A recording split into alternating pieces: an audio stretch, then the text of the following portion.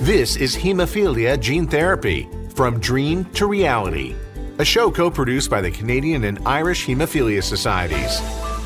Here's your host, Brian O'Mahony. Welcome to the video and podcast series entitled Haemophilia Gene Therapy, From Dream to Reality, a co-production of the Canadian Haemophilia Society and the Irish Haemophilia Society. My name is Brian O'Mahony, Chief Executive of the Irish Haemophilia Society. It's my great honour to introduce our guest for today's first podcast in the series, Professor David Lillicrap, who is a professor in the Department of Pathology and Molecular Medicine at Queen's University in Kingston, Ontario, and chair of the Canadian Molecular Hemostasis Research. Dr. David Lillicrap is world-renowned for his research in haemophilia gene therapy and has been a great ally to the global bleeding disorders community in helping understand the science of gene therapy. Today, he will describe what gene therapy is in 2026 and hopefully how it works. And welcome, David. Brian, thanks very much indeed. Pleasure to be with you. So the first question is actually a very easy one. We're in the first generation of haemophilia gene therapies, which involve gene addition. A first challenge for you, can you describe in 100 words or less how gene therapy for haemophilia works? Sure, I'll see what I can do. Gene therapy is where we're treating haemophilia, not with a product that we inject multiple times, like the haemophilia proteins or some other non-factor replacement. It's where we give treatment once by giving a gene. There are various flavors of gene therapy, and we'll get into that later in this podcast. But essentially, this is a genetic therapy where we give a gene and make the body of the patient with haemophilia make the protein that's missing, factor 8 or factor 9. Okay, that was short and concise. So the current haemophilia gene therapies use AAV vectors. What is an AAV vector? So an AAV vector is a delivery system that allows us to deliver the gene that we're interested in being produced in the haemophilia patient, either factor 8 or factor 9. I think the mention of the word gene vectors, especially when you talk about viral gene vectors, is concerning. But what you need to remember is that we're using very small pieces of viruses. Viruses have evolved over millions of years to deliver nucleic acid, DNA or RNA, into cells. And so gene therapists have stolen pieces of viruses to deliver the therapeutic genes that we want the patients to receive. So a vector is basically a delivery system. Would you say that a viral vector is probably the most effective delivery system for anything into the human body? I think at the moment that's probably true. And again, to emphasize that viruses are so good at doing this because they've been doing it for a very, very long period of time. We're now trying to deliver with non-viral vector systems. There are a number of these that are in development at the moment. Some people may have heard of lipid nanoparticles.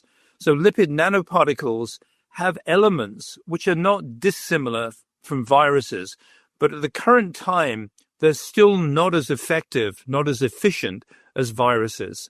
So I would say that currently, viral vectors, we'll get on to discuss particular types, are still the most effective way, the most efficient and safest way of delivering genes. And just to clarify, can these AAV viral vectors transmit any disease? They can't, because they've been so manipulated, so changed, that we're using about 10% of the viral genome when we use viral vectors. So there's, theoretically, is it possible? Really, probably not. No one's ever described a viral vector becoming infectious. So I think that there's no way that you'll develop a viral infection if you're receiving a viral vector. Okay, and so these viral vectors are a delivery system for a factor 8 or factor 9 gene. Now, In terms of the gene that's inserted into these viral vectors, where does that gene come from? The gene is made synthetically. So ultimately, there is what we call a reference sequence, which has been derived from many healthy human individuals. And that sequence is then put together in a way that can produce the factor VIII or factor IX protein. Just a quick word about some details. The genes themselves on our chromosomes are a little complicated because they have coding sequences and intervening sequences called introns. When we deliver the factor VIII and factor IX genes, we only use the coding sequences. So we get rid of 95% of the genes, which are these intron sequences, which we don't need in gene therapy. So these are normal reference sequences, which we delivered to the haemophilia recipients. And these viral vectors are designed to specifically target the liver, is that correct? Yeah, you can get viral vectors which can target different cell types.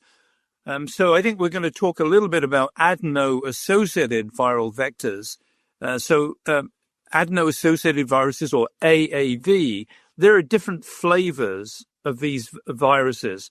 And the flavors relate to what we call the capsid, which is the particle which delivers the genome inside of it. So inside the capsid is the genome, which in our case is the transgene for factor VIII or factor IX. And depending upon this coating, this capsid sequence, you can deliver to liver, which is what we want to do, or you can deliver to the heart or to the brain. There are different flavors depending upon this capsid element. Okay. Now, in terms of the current haemophilia gene therapies, they are not suitable to give to children. And if you look at other areas of gene therapy, Zolgensma to treat spinal muscular atrophy in babies, Luxturna to treat an inherited condition causing blindness. Both of these use AAV vectors, similar to the one used in haemophilia, but both are also given to young children and even babies. So why can't we give the haemophilia gene therapy to young children or to babies? Yeah, so for sure, at the moment, one of the groups of patients who cannot be treated with current gene therapy for haemophilia are children, actually below the age of 18, in fact, so adolescents and children. The reason for that is that when the vector gets into cells, it delivers the gene that we want to produce, factor VIII and factor IX, in a way that will not remain in the cell if the cell divides. So if you think about a young child, let's say a kid under the age of 1 or 2 years old, over a period of time, their liver will get significantly larger during the first 10 years of life. You don't achieve an adult-sized liver until you're about 12 or 13 years of age. And the way that the liver enlarges is in part by increasing the numbers of cells. And as it does that, it will dilute the effect of the viral vector.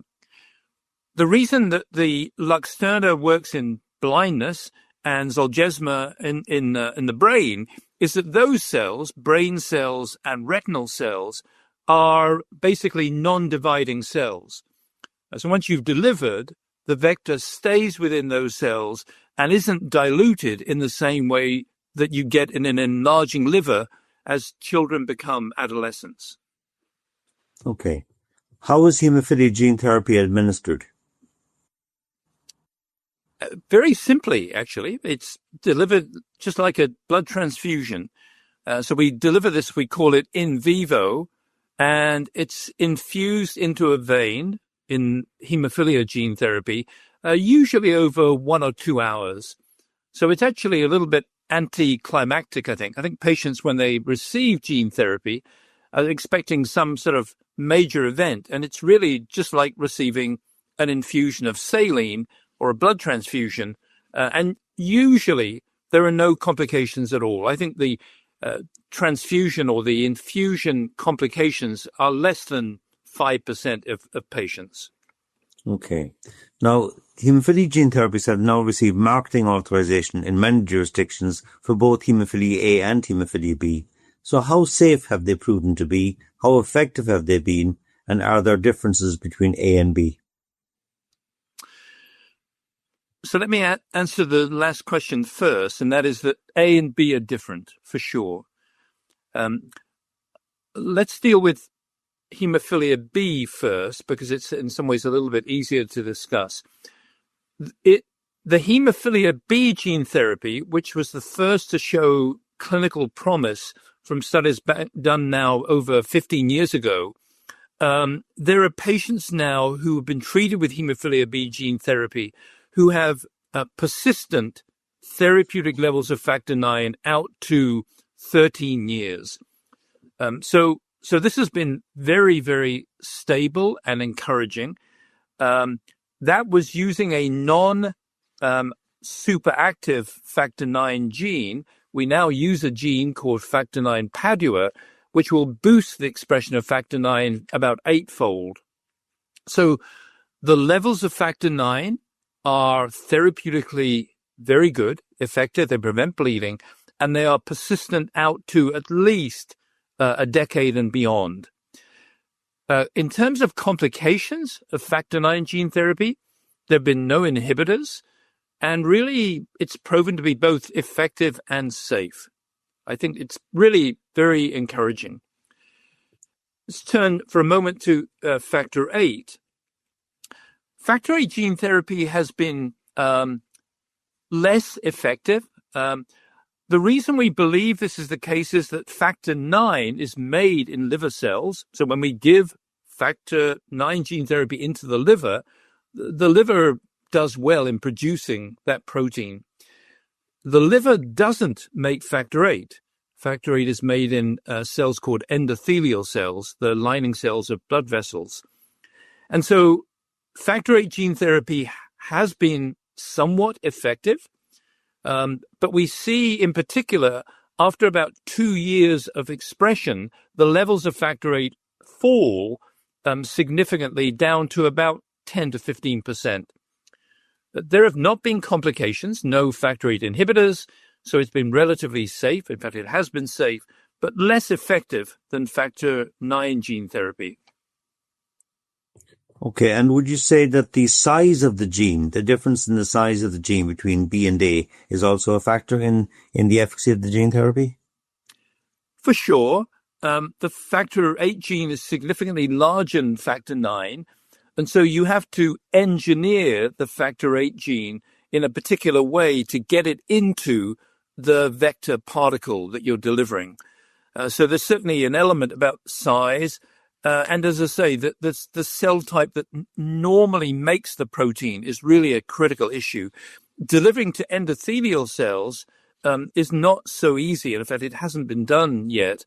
And so we believe that the fact that factor IX is made in the cells we're targeting, liver cells, hepatocytes, is a major reason that factor IX gene therapy has been so effective.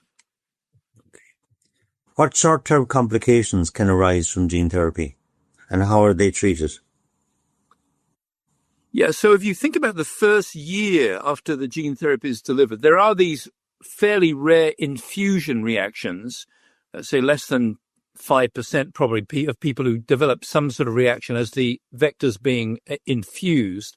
And then after that, the major problem is that a percentage of patients develop short-term liver toxicity. We measure this by measuring an enzyme that comes out of the liver cells called alanine transaminase, or ALT. And that, when it's circulating at higher levels, indicates that some liver cells are either leaking protein or are dying. The percentage of patients varies from different studies, but it's somewhere in the region of 25-30% for most factor IX gene therapy, and it's significantly higher in factor VIII gene therapy, closer to 75% of patients. Now, this is a transient problem. It can be treated with steroids, with prednisone, and usually after several weeks of prednisone, the toxicity goes away. There hasn't been long-term toxicity, but it is a clinical nuisance. And some patients have taken prednisone for several months, which produces steroid side effects. So it's something that needs to be discussed with patients, and has been, an issue for sure. And what type of long-term side effects are possible, and has there been any evidence of these occurring to date?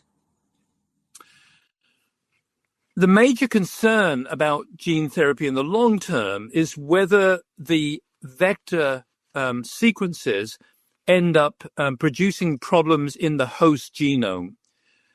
So let me just say a few words about AAV. AAV, when it gets into the nucleus, the majority of the genome of the vector persists outside of our chromosomes. So within the nucleus, we have the human chromosomes, and they are not routinely invaded by the vector sequences. The vector sequences remain as what we call episomes, or extra chromosomal structures within the nucleus.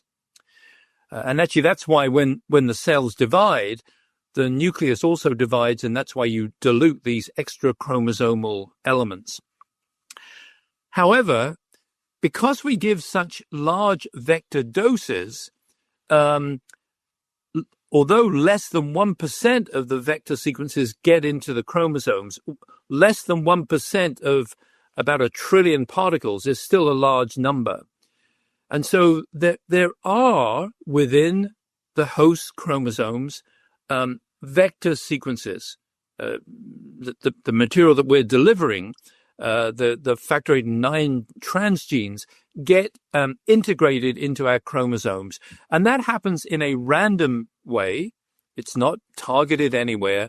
And so far, there has been no evidence that causes complications like long-term risk of cancer, for example. So in patients that have been studied to date, there's been no evidence that these integrations are producing long-term problems like malignancies. Can you talk briefly, David, about the monitoring required in the first year and then long-term after the first year?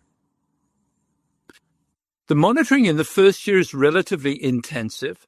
Patients need to have blood drawn weekly for the first 3 or 4 months to look out for these liver enzyme elevations, the ALT elevations.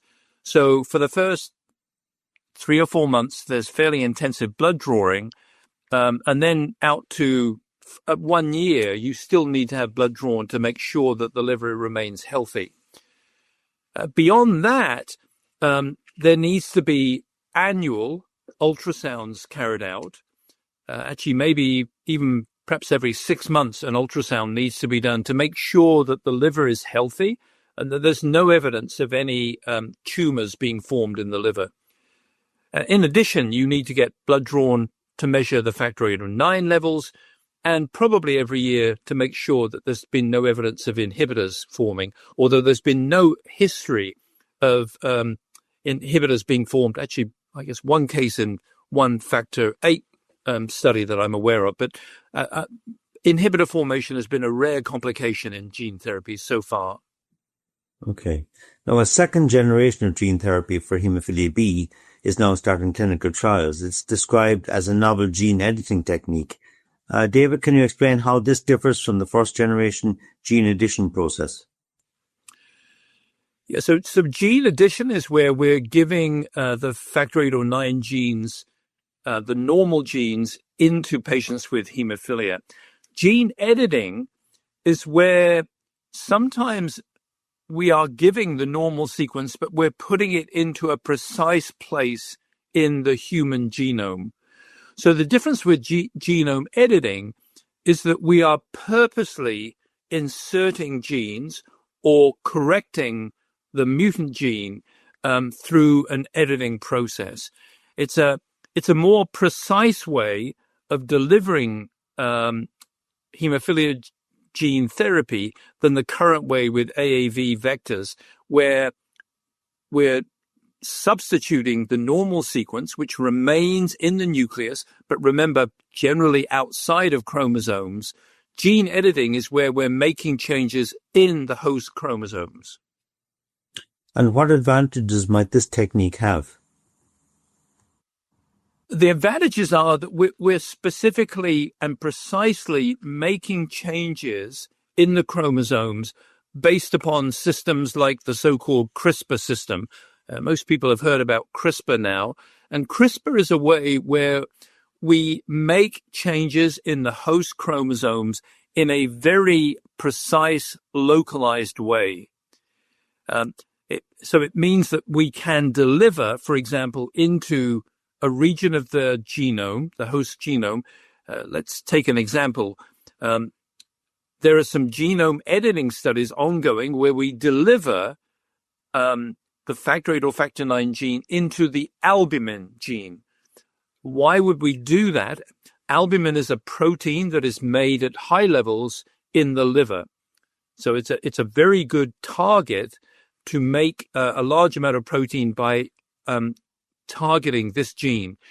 And so you can do this with genome editing. It doesn't actually alter albumin levels. There's no concern that you're going to have a problem because of reduced albumin, but it means you're making the factor VIII or factor IX protein in a region of the genome which will be at high level from liver cells. Does this also come with increased risks? The major concern is that the editing, although it is precise, there may be some low level of off-target manipulation of the genome. So in other words, although you're precisely editing, I've just used the situation of the albumin gene, there will be a small risk, actually a very small risk, that there could be editing taking place at other chromosomal sites. That can be minimized by optimizing the CRISPR system. And also, if you edit cells outside of the body, you can actually make sure the off-target events are very, very small and therefore reinfuse cells in which the off-target manipulation events are screened out. Okay, and is it not the case, David, that you could also use this gene editing technique in children? You could, indeed. Yeah, exactly. Because if you're making changes within the chromosomes, as the liver got bigger, those chromosomes would be maintained, and it would be beneficial in a way that current gene therapy with AAV vectors is not. So theoretically, this should last for a lifetime. Is that correct? Correct. Exactly. Yeah, you could actually do this in a 6-month-old. I mean, we're obviously a long way away from that happening, but theoretically, once you make a precise change with genome editing, that should be persistent throughout the lifetime of that individual. The other thing to say about genome editing is that depending upon the delivery system that you're using, you might be able to, or you should be able to, re-administer the genome editing mechanism, which you cannot do currently with AAV gene therapy. With AAV gene therapy, the immune response to the vector is so profound, so strong, that you cannot go back a second time or a third time with gene therapy using the current AAV system. With genome editing, especially if you're using lipid nanoparticles, there is the possibility of re-administering if you get an initial suboptimal response. And also, David, there's an entirely different approach, a B-cell approach being taken by another company, which is in early stage clinical trials. Can you describe how that works? This is a very interesting mechanism. The company that's doing this are working on what they call B-cell medicines. So B cells are a form of lymphocytes, which eventually, when they get mature, turn into plasma cells which make antibodies, high levels of antibodies in that system. This company is removing B cells from patients with Haemophilia B. It just happens to be, there's lots of B here, but Haemophilia B is factor IX deficiency, of course. So they remove the B cells from the hemophiliac. They isolate these B cells in vitro, so in a Petri dish in outside of the body. They then edit those B cells by inserting the normal factor IX gene from humans, although it's actually the Padua gene, so it's the hyperactive factor IX sequence. And using the CRISPR system, they place that into a safe harbor in the chromosomes. So there's a gene that they can put this into, which they know will not cause problems. Once they've edited the B cells, they grow up the B cells in a milieu, in a group of growth factors, which turn the B cells into plasma cells. These plasma cells then are making lots of protein, which now includes factor IX Padua, and then they reinfuse these cells back into the patient. So this is all done outside of the body. It takes several weeks to do this, and eventually the edited plasma cells are sent back to the patients and can be infused by a peripheral vein infusion.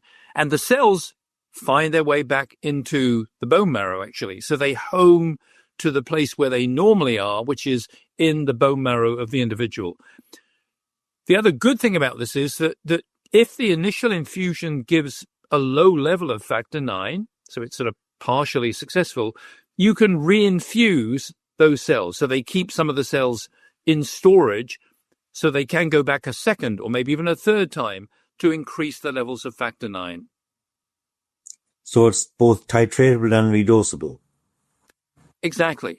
Yeah. I mean, if it works, it would be really very, very interesting. And of course, the other question would be, well, would this work for factor VIII? We don't know, but certainly they will be looking at this if their factor IX studies are positive. If we can go back for a moment to Haemophilia A, David, it has been approved, Haemophilia Gene Therapy has been approved by regulatory bodies such as FDA, EMA and Health Canada, among others, but concerns over durability have discouraged wide adoption. It's marketed now in only 3 countries, USA, Italy and Germany, and its future is uncertain. So in your view, what breakthroughs are needed to make Haemophilia A gene therapies viable in the future, and how soon might we see some of these new approaches? Factor VIII is always difficult. I think that everyone who works in the gene therapy or actually just in molecular biology knows that factor VIII is hard. And in part, it's because of this strange thing that it's made in a small subset of the endothelial cells, these blood vessel lining cells. The current form of gene therapy has worked. There are patients out at 7 years post AAV gene therapy with factor VIII who have therapeutically useful levels of factor VIII, between 10 and 20%.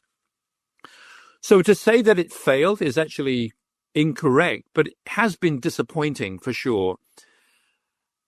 I don't know. I think probably that I don't know that anyone's going to try additional AAV therapy with factor VIII. I think that there's been a general sense that it's been disappointing, and so any further commercial uptake of this, I'm not sure that's going to happen. It may be that factor VIII gene therapy will jump straight to some form of genome editing, and indeed, there are at least a couple of examples of companies who are using editing approaches now for treating Haemophilia A, where they edit particular regions of chromosomes to insert the cDNA sequence, the coding sequence of factor VIII. So I think it's unlikely that they will get into licensed products much sooner than another 3 or 4 years at the earliest. Okay. So, Dave, you've worked in this field for many years. How do you see the future unfolding? I think that factor 9 gene therapy is already working. So to me, the uptake of that should actually be high.